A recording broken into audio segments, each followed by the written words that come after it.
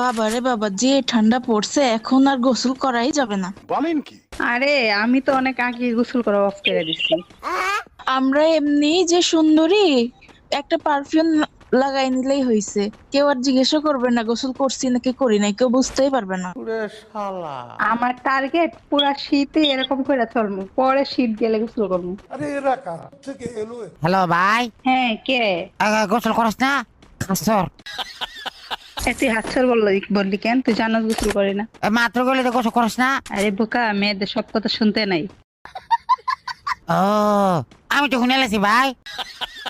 শুনবি কেন? তুই কান অফ করে রাখ। কি শুনবি কেন? কান অফ করে রাখ ভাই। সুন্দরী মেয়েদের প্রত্যেকদিন গোসল করতে হয় না, আমরা তো এমনি সুন্দরী। তোরা তুই সুন্দরী, তোর কষি কেডা ভাই? আমি জানি আমি সুন্দরী। ভাই কি হয়েছে? ভাই ভাই করতেছে কে? আমি মেয়ে। ওকে, না এমনি দিকে আইতাছি আর কি। ওই একটু গা চুলকায় না।